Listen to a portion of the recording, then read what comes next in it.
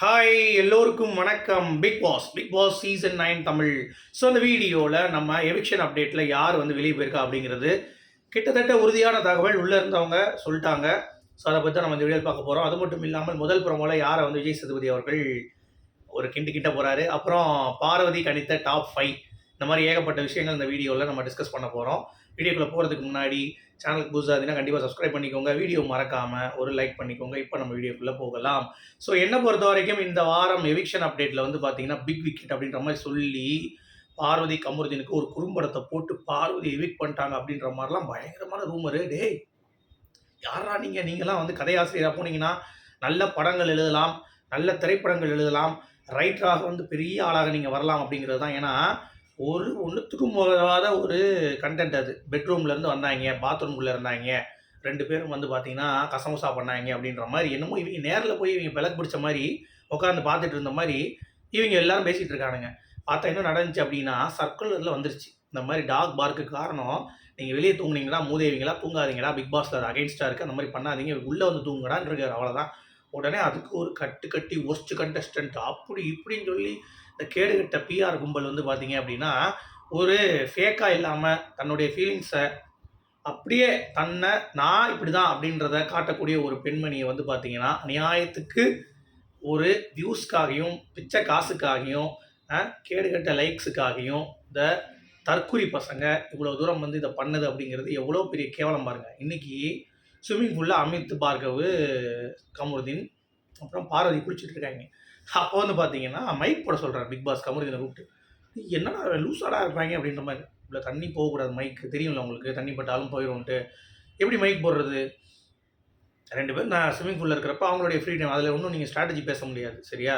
அப்படியே நீங்கள் வெளியே உட்காந்து காலை மட்டும் விட்டு கூட போடலாம். ஃபுல்லாக இருக்காங்க, தண்ணி இருக்குது, அப்படி இருக்க எப்படா போட முடியும் அப்படிங்கிறது. இன்னொன்று இப்போ ஒரு ரூமர் என்ன கிரியேட் ஆகிருக்குன்னா பார்வதிக்கு வந்து குறும்படம் போடுறாங்க. என்னது அந்த பாத்ரூம்லேருந்து வெளியே வந்தது, கமருதீன்லேருந்து எங்கேருந்து வந்தார், இதெல்லாம் வந்து குறும்படம் போட்டாங்களாம். குறும்படம் போட்டு பார்வதியை வந்து எவிக் பண்ணிட்டாங்களாம். பிக் விக்கெட் ஆதான்.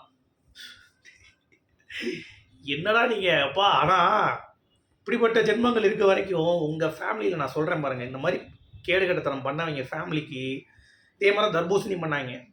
கேமை பார்க்காம அவனை வந்து தனியாக வச்சு விமர்சனம் செய்யலாம். அந்த நாதாரி பசங்க எல்லாத்துக்குமே அவங்களுக்கு ஒரு ஃபேமிலி இருக்குல்ல, அப்போ அவங்களுக்கு குத்தும்.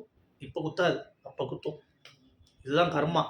சீக்கிரம் தம்பி, சீக்கிரம் அடிக்கும் பாரு, சீக்கிரமே அடிக்கும். உங்கள் ஃபேமிலி வரைக்கும் அடிக்கும். அது எவ்வளோ கேவலம் அது.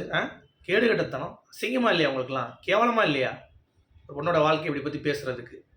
என்னங்க அப்படி பண்ணிட்டா பார்வதி? அப்படியே உங்களுடைய ஒரு ஃபீலிங் வராது, ஒரு மயிர் வராங்க போய் நடிச்சிட்டு இருப்பீங்களா திவ்யா கணேஷ் மாதிரி? எனக்கு அட்ரஸ் வேணும், பாயிண்ட் வேணும், நான் வந்து நேர்மையாக இருக்கேன், இப்படி கத்திட்டு இருப்பீங்களா உட்காந்துக்கிட்டு உள்ள ஃபேக்கா? அப்படிலாம் பண்ண முடியாது. ரியலாக என்ன இருப்போம் அதான் பண்ண முடியும். காரணத்தை எப்படி இருக்காரு? அப்படி தான் பேசுவேன். என் கேரக்டர் அதுதான். ரியலாக இருக்கணுங்க.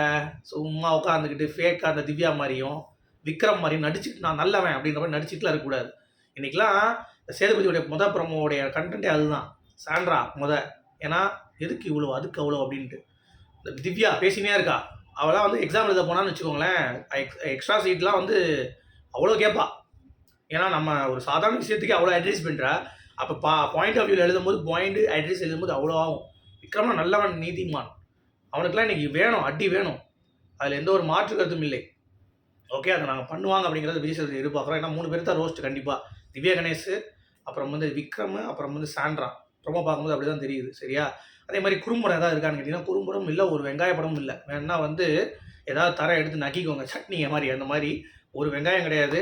அதை சொல்லிட்டார்ல, என்கிட்ட கேட்குறது கேள்வியே இல்லை, உள்ளே போய் என்ன பதில் சொல்கிறேன் அதை வச்சு நான் ஷோ பண்ண போகிறேன் அப்படின்ற மாதிரி ஓப்பனாக சொல்லிட்டாரு. அதுக்கு மேலே என்ன வேணும்? மெயினான அட்ரஸ்ஸு 3 விஷயம் தான். ஒன்று இந்த விக்ரமுடைய அந்த நடவடிக்கை, திவ்யா கணேஷோடைய இரிட்டேஷன், பாரு கமருதீனுடைய அந்த மைக் மேட்ரு, இன்னும் வந்து சீரியஸ்னஸ் இல்லை, அதுக்கு ஒரு ரோஸ்ட்டு. அடுத்து வந்து பார்த்தீங்கன்னா மெயினாக எஃப்ஜே அண்ட் அந்த ஒரு வினோத்தோடைய அந்த ஒரு அடியை அப்படியே பயங்கரமாக. அப்புறம் சாண்ட்ரா, இதை மட்டும் அட்ரஸ் பண்ணாலே விஜய் சேதுபதியோட எபிசோட் வந்து பக்காவாக போயிடும் அப்படிங்கிறது. சரி, coming back to eviction update என்ன ஆச்சு அப்படின்னு சொல்லி கேட்டிங்கன்னா, ஆதிரை ஃபேமிலியை வந்து நம்ம எஃப்ஜேவை ஸ்டே பண்ண வச்சு இந்த மாதிரி ஏகப்பட்ட கசமசா பண்ணுறதுக்கு கீழே இருக்கிறது ஆதிரை கனி. லாஸ்ட் 2 பேரில் ஒன்று ஆதிரையை தூக்கிடுவோன்ற முடிவு. இப்போது சாண்ட்ரா வேண்டாம், சாண்ட்ரா வந்து எப்படியும் வந்து ஃப்ரீ ஸ்டார்ஸ்க்கு வேணுன்ற மாதிரி முடிவு பண்ணிட்டாங்க. அரோராவும் வேண்டாம், அரோரா வந்து இன்னும் கொஞ்சம் புஷ் பண்ணலான்ற மாதிரி சேனல் முடிவு பண்ணிட்டாங்க. ஏன்னா பிக் பாஸ் சப்ஸ்கிரைபராக இருக்கான். இந்த சாஸ் இருக்காம பாருங்க வாய்ஸ், அவன் என்ன பண்ணுறான், பிக் பாஸ் அரோராவும் திவ்யாவும் நல்லா இருக்கீங்க ஹேன்னு வலிக்கிறான். அதை வச்சு பார்க்கும்போது அவங்களாம் தூக்க மாட்டாங்க சரியா. அப்படி இருக்கும்பொழுது பிக் விக்கெட் அப்படிங்கிறப்ப கண்டிப்பாக ஆதிரை தான். என்னையா சொல்கிற, பிக் விக்கெட் ஆதிரையா? ஆமாம், கடல்லையே இல்லையா அப்படின்ற மாதிரி. ஒன்று ஆதிரை, இன்னொன்று யார் அப்படிங்கிறத நம்ம அடுத்தடுத்த வீடியோவில் கண்டிப்பாக பார்க்கலாம். இப்போ நேரோட ஆயிடுச்சா. இப்போ அந்த பாஸ் எங்கே போகும்? ஃபேமிலி பாஸு, ஃபேமிலி வர 24 பார் 7 யாருக்கு போகும்? பார்வதியா, கனிவா? எனக்கு தெரிஞ்சு கனி தான் வாங்குவாங்கன்னு நினைக்கிறேன். அது எப்படி டிஸ்கஸ் பண்ண போகிறாங்க? குச்சி வச்சு டிஸ்கஸ் பண்ண போகிறாங்களா, இல்லை ஓட்டிங் மாதிரி பண்ண போகிறாங்களா? ஓட்டிங் பண்ண முடியாது, குலுக்கி போடுற மாதிரி. இல்லை ஆதிரை போகும்போது யார்ட்டையா சொல்லிட்டு போனோன்னா அவள் கனிக்கிட்டு தான் சொல்லுவாள். ஸோ வெயிட் பண்ணி பார்க்கலாம் ட்விப்ஸ் அண்ட் டான்ஸ் என்னன்ட்டு. உங்களுடைய கருத்துக்கள் சொல்லுங்கள். மீண்டும் சந்திப்போம். Good bye.